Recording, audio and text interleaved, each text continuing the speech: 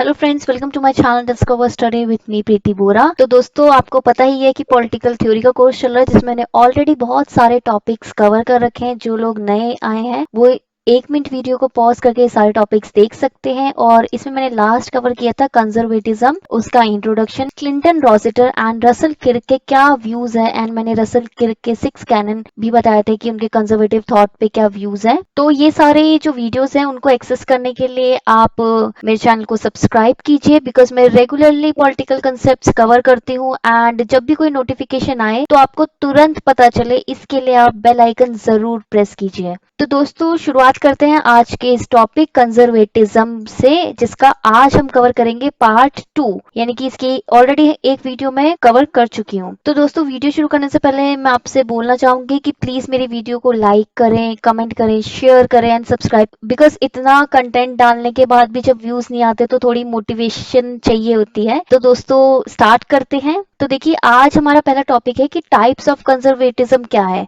तो इसमें पहला है कि टेम्परामेंटल, दूसरा सिचुएशनल और तीसरा पॉलिटिकल। यानी कि टेम्परामेंटल को हम एसोसिएट करते हैं हमारी साइकोलॉजी के साथ, हमारे रहन सहन के साथ, दूसरा सिचुएशन के हिसाब से, एंड तीसरा पॉलिटिकल तो आपको पता है कि राजनीतिक। तो अब हम इन सबको डिटेल में देखते हैं एक बार। तो टेम्परामेंटल कंजर्वेटिज्म होता है नेचर और कल्चर से रिलेटेड ऐसी चीजें, ऐसी डिस्पोजिशन हो गया, जैसे प्रिंसिपल्स हैं, कुछ डेफिनेट ट्रेडिशन है, कल्चर है, उनमें हमें चेंज नहीं चाहिए। अपने कस्टमरी पैटर्न जिस हिसाब से हम अपने काम करते हैं, तो इसमें दो फैसेट में हमें चेंज नहीं चाहिए होता। एक तो हमारे रहन सहन का तरीका और दूसरा हमारा काम करने का तरीका। अब क्लिंटन रॉसेटर बहुत बड़े प्रोपोनेंट थे ये कंजर्वेटिज्म के। तो मैंने आपको लास्ट टाइम भी इनके बहुत सारे व्यूज बताए थे कंजर्वेटिज्म के। तो इन्होंने कहा था कि जो कंजर्वेटिज्म है, जिसे हम अपरिवर्तनवाद भी कहते हैं, वो बहुत ज्यादा जुड़ा हुआ है टेम्परामेंट से, या साइकोलॉजिकल स्टैंड क्या है हमारा किसी एक पर्टिकुलर चेंज को लेके, कि मान लो हम क्या चाहते हैं कि चेंज क्यों नहीं होना चाहिए, हमें अपने पुराना ही तरीका क्यों पसंद है। तो मतलब ये साइकोलॉजिकल है, ठीक है, ये पॉइंट आप याद रखिएगा।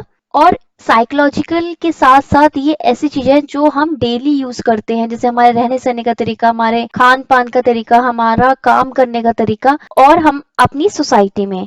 तो इन्होंने इस पे टिप्पणी दी थी कि one must assign a high value, हर किसी को बहुत बड़ा औहदा देना चाहिए कंजर्वेटिव टेम्परामेंट को, कि वो जो अपरिवर्तनवाद वाली जो हमारे मानसिक धारा है उसको बहुत बड़ा औहदा देना चाहिए, अगर उनको जो सोशल सर्वाइवल है और इवन सोशल प्रोग्रेस है उसको उसको अचीव करना है, यानी कि उसको प्राप्त करना है। तो मैंने बताया था कि कंजर्वेटिव्स का ये मानना होता है कि हमें नहीं पता कि जो नए तौर तरीके हैं उससे हमें प्रोग्रेस या उन्नति मिलेगी कि नहीं मिलेगी, लेकिन ये जो हमारे तरीके हैं जो हमने डिफाइन कर रखे हैं, वो एक्सपीरियंस और रियलिटी के आधार पे हमने डिफाइन किया है। तो इससे तो पक्का आपको सोशल प्रोग्रेस मिलेगी। तो इस वजह से ये अपने तौर तरीके नहीं चेंज करना चाहते। अब दूसरा बात कर लेते हैं हम सिचुएशनल कंजर्वेटिज्म की। तो देखिए, ये एक तरीके से एटीट्यूड होता है कि हम अपोज करते हैं जो डिसरप्टिव जो चेंजेस होते हैं उनको, और ये हर स्फेयर में हो सकते हैं, जैसे social, economic, legal, religion, political, culture. तो इस पे भी रॉसेटर ने अपनी टिप्पणी दी थी कि समवट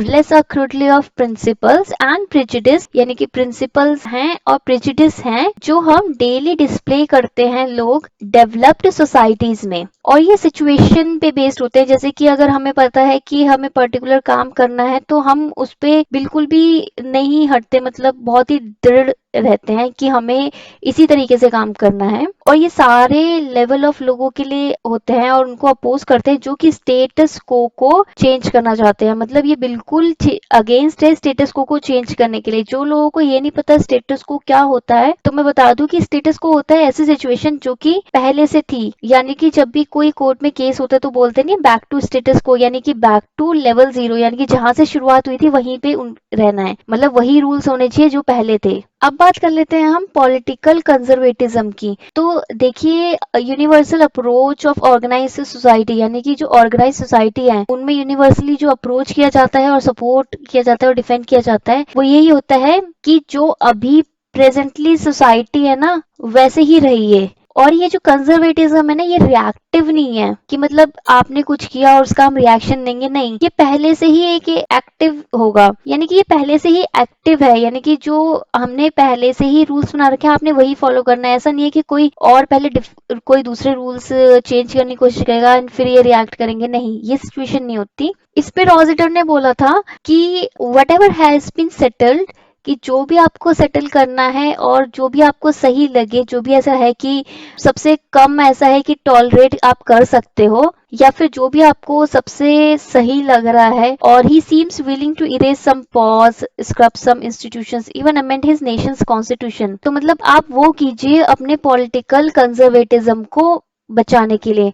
इसमें आप कुछ भी कर सकते हो, जैसे कि जो आपको लग रहा है कि हमारे तौर तरीकों के हिसाब से कार्य नहीं हो रहे हैं, मतलब सिचुएशन नहीं है, लॉज नहीं बन रहे, तो आप उस पुराने उसको मतलब उन सब एक्शंस को मिटा के आप पुराने उसमें जा सकते हो, इंस्टीट्यूशन का सेटअप चेंज कर सकते हो, नेशन का कॉन्स्टिट्यूशन भी अमेंड कर सकते हो, ताकि सोशल प्रोग्रेस उस तरीके से हो सके जिस तरीके से जो वहां पर्टिकुलर स्टेट के जो लोग थे ना, सबसे पहले उन्होंने फुलिशली ट्राई किया था। तो एक तरीके से आपका बैकवर्ड जाना इतना अच्छा भी नहीं होता, क्योंकि उस समय पे लोगों ने उस पर्टिकुलर सिचुएशन के हिसाब से अपने काम किए थे। नेक्स्ट आगे बढ़ते हैं कि डिटरमाइनिंग फैक्टर क्या होता है, कि कैसे डिटरमाइन करते हैं कि कंजर्वेटिज्म है कि नहीं है। तो इसमें पहला है कि हिस्ट्री और ट्रेडिशन, की हमारे जो रिचुअल्स, हमारे जो कल्चर, हमारे जो इथिक्स, मोरालिटी, हमारे जो भी रिटन रूल्स थे जो हम पहले से फॉलो करते आ रहे हैं, तो वो सब आता है हिस्ट्री एंड ट्रेडिशन में, उसका बहुत बड़ा इम्पैक्ट पड़ता है।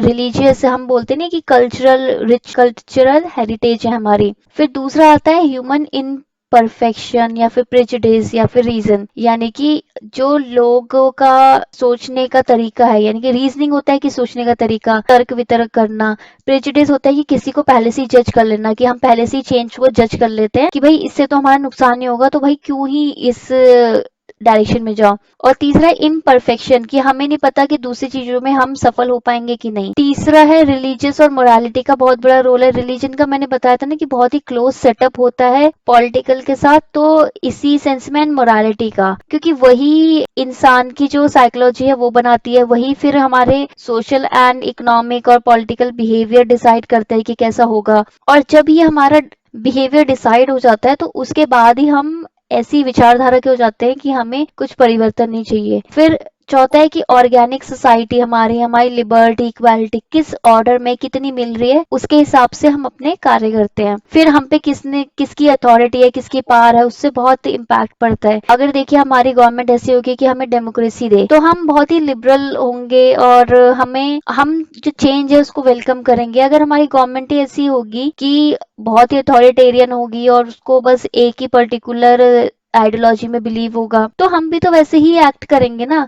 देन हमारी प्रॉपर्टी एंड लाइफ, देखिए कंजर्वेटिव प्रॉपर्टी को एज एन हेरिटेज मानते हैं। वो मानते हैं कि हमारी जमा पूंजी है और हमें सिक्योरिटी भी देती है, हमें सेफ्टी भी देती है, और हमारी साइकोलॉजी भी उससे सही रहती है। लाइफ बहुत बड़ी है इनके हिसाब से, इसलिए वो हर एक स्टेप पे बहुत ही सेफ रहते हैं। नेक्स्ट है कि एडमंड बुर्के के क्या व्यूज थे कंजर्वेटिज्म के बारे में। तो ये हैं एडमंड बुर्के, इन्होंने अपने व्यूज प्रेजेंट किए थे अपने एक वर्क में जो कि फ्रेंच रेवोल्यूशन पे आधारित था। उनका वर्क का नाम था, काम का नाम था reflection on the revolution in France, और इसमें इन्होंने मेन फोकस किया था मॉडर्न कंजर्वेटिज्म पे। और तो ये बहुत ही अपने आप में कॉन्ट्रेरी टर्म हो गई थी, क्योंकि जब हम कंजर्वेटिज्म का सोचते हैं तो हम उसको मॉडर्निटी से कनेक्ट नहीं करते, लेकिन इन्होंने ये टर्म दी थी। तो ये बहुत ही इंपॉर्टेंट है अगर आपसे कोई क्वेश्चन पूछे कि मॉडर्न कंजर्वेटिज्म किसने दिया था, तो बुर्के का जो फेथ था ना, जो उनका बिलीफ था, वो पास्ट में था, और एडमायर करते थे वो प्रेजेंट को,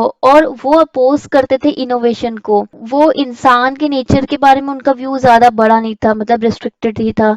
उनका जो बिलीफ था वो ट्रेडिशन पे ज्यादा था, कि जो ट्रेडिशनल सोसाइटी होती है ना, ट्रेडिशनल उसकी क्या आउटलुक होगी, क्या उनकी इमेज जाएगी, और वो मैन की जो प्रॉपर्टी है उससे भी सिंपैथाइज करते थे। तो इन सभी कारणों से उनको हम कंजर्वेटिव थिंकर मानते हैं। और जो बुर्के का जो कंजर्वेटिज्म पे जितनी भी राइटिंग्स उन्होंने की है, जितनी भी बुक्स लिखी हैं और भी उन्होंने काम है, तो वो सारा कंजर्वेटिज्म का बेसिस बन गया है अब। जब अगर हम बुर्के की बात करें, तो उन्होंने कंजर्वेटिज्म को 3 वैरायटी पे दिया था। फर्स्ट था उसमें स्टेटस को, कि स्टेटस को मतलब कि जो पहले था उसी स्टेट में वापस जाना। तो ये सिचुएशन इसलिए वैलिड होती है कि लोगों को कोई डर नहीं होता कि उनके पास कुछ खोने को है। People have nothing to lose, क्योंकि वो बहुत ही सेफ सिचुएशन होती है। दूसरा है कि ऑर्गेनाइजेशनल, कि अगर हमने कुछ भी फॉलो किया एक पर्टिकुलर आइडियोलॉजी एंड स्टेटस को, तो उसको हम ऑर्गेनाइजेशनल अगर जब टच देते हैं, इंस्टीट्यूशन में दे देते हैं, ऑर्गेनाइज कर देते हैं, जैसे मैंने आइडियोलॉजी वाले वीडियो में भी बताया था, तो उस पर्टिकुलर जो आइडियोलॉजी है उसको बहुत बड़ी डायमेंशन मिल जाती है, और जैसी ही बड़ी डायमेंशन मिलती रहती है वैसे ही उसके फॉलोअर्स वगैरह ये सब बढ़ते हैं। एंड जो उनके अल्टीमेट एम है ना उस पर्टिकुलर आइडियोलॉजी की, तो वो तभी पूरे हो सकते हैं जब उनको लोग माने और प्रमोट करे। तो ऐसे वो प्रमोट करते हैं, डिफेंड करते हैं स्टेटस को। तीसरा उन्होंने बोलते हैं कि फिलोसफिकल कंजर्वेटिज्म होता है, और इन्होंने कंजर्वेटिज्म को फिलोसफी भी इसलिए बोली है क्योंकि ये ऐसा एक केस है जिसमें आप अपने जो इंटरेस्ट हैं पहले उनको प्रोटेक्ट करते हो एंड उनको प्रमोट करते हो, तो इसमें कुछ गलत नहीं है। नेक्स्ट बात करते हैं हम माइकल ऑक्सशॉर्ट्स की। तो जो माइकल ऑक्सशॉर्ट थे उनके बहुत सारे व्यूज है कंजर्वेटिज्म पे, और मेनली वो ट्रेडिशनलिज्म को ज्यादा मानते हैं as a theory of conservatism. जो ट्रेडिशनलिज्म है वो एसोसिएटेड है कि आर्ट, कल्चर, रिचुअल्स और हमारी जो ट्रेडिशंस हैं इन सब से।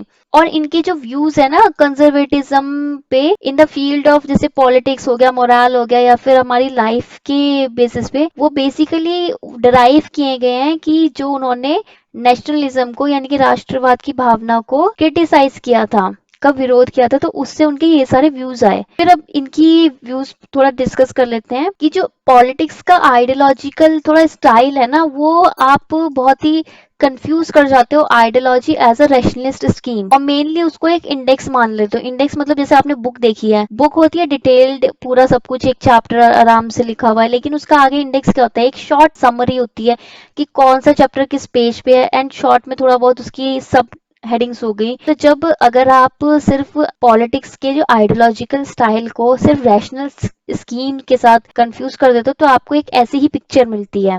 और इन्होंने सपोर्ट किया था ट्रेडिशनल कंजर्वेटिज्म को, ये मैं आपको बता चुकी हूँ। इनका मेन एम्फेसिस था कि जो नई पॉलिटिकल एक्टिविटी है ना जितनी भी सारी, वो कहीं ना किसी एग्जिस्टिंग ट्रेडिशन, यानी कि जो किसी ना किसी समय पे कोई ट्रेडिशन रहे होंगे उसी पे ही बेस्ड होती है। और क्या होती है, ज्यादा से ज्यादा क्या होती है कि सिचुएशन के हिसाब से हम उन ट्रेडिशन को थोड़ा बहुत चेंज कर लेते हैं, और अपना नया जो वर्जन है, जो अभी सोसाइटी चल रही है जिस हिसाब से, वो उसको अप्लाई कर देते हैं बस। लेकिन जो उसका अल्टीमेट नेचर है ना, वो ट्रेडिशन से ही जुड़ा होता है। अब ट्रेडिशन हमेशा ये नहीं होता कि भाई एक किसी चीज को एक फिक्स्ड तरीके से करना है, नहीं, बल्कि ये होता है फ्लो ऑफ सिंपैथी, कि जैसा आपने ट्रेडिशन, जैसे हमने सोचा कि जो हमारे ट्रेडिशन सिर्फ ये नहीं होता कि कल्चर, रिचुअल वगैरह, हमारे ट्रेडिशन हमें कुछ वैल्यूज देते हैं, कुछ वर्च्यूज देते हैं, एंड कुछ हमें मोरालिटी देते हैं। तो हमें ये सिखाया जाता है बेसिकली कि किस सिचुएशन में क्या जो विचारधारा है वो हमें लगानी चाहिए। तो बेसिकली वो सारी वैल्यूज का भी फ्लो है। जो सारी पॉलिटिकल एक्टिविटी है ना, वो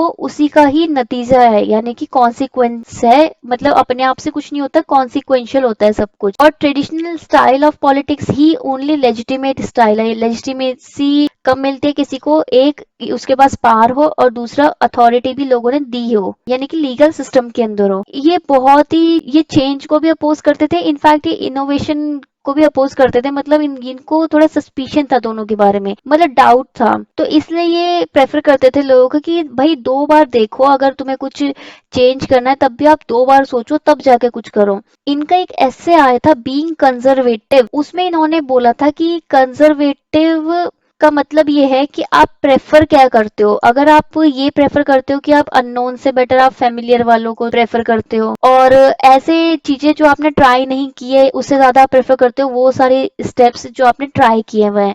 मिस्ट्री की जो आपको पता नहीं है, उससे बेटर आप फैक्ट को ट्राई करते हो कि एक्चुअल आपको पता है ना कि हाँ ये तो सही है, क्या हो सकता है उससे बेटर आपकी क्या है एक्चुअली, वो उस पर अगर आप फोकस करते हो। जो दूर है उससे बेटर आप फोकस करते हो कि पास क्या है, और कन्वीनियंट क्या है, यानी कि हमारे सबसे आसान क्या है, वो सब प्रेफर करते हो कि हर चीज परफेक्ट होनी चाहिए। और अगर तुम आज की खुशी में बिलीव करते हो as compare to utopian bliss, utopia मैंने आपको बताया था एक ऐसा हाइपोथेटिकल ही बोलेंगे उसको, वर्ल्ड है जहाँ पे हम सोचते हैं कि सब खुश हैं, जैसा एक्चुअली होता नहीं है। तो अगर आप ये सब चीजें करते हो ना, तो आप कंजर्वेटिव हो, तो इन्होंने अपने इस बीइंग कंजर्वेटिव एसे में लिखा था। तो दोस्तों वीडियो खत्म करने से पहले मैं आपको बताना चाहूंगी कि मैंने पॉलिटिकल थ्योरी के साथ साथ कॉन्स्टिट्यूशन की भी वीडियो बना रखी है, तो आप उसको रेफर कर सकते हैं बिकॉज उसमें ऑलरेडी 61 वीडियोस हैं। तो दोस्तों इस वीडियो को लाइक करें, कमेंट करें, सब्सक्राइब करें चैनल को एंड शेयर जरूर कीजिए। थैंक यू, मिलते हैं आपसे नेक्स्ट वीडियो में, तब तक के लिए bye bye, have a nice day.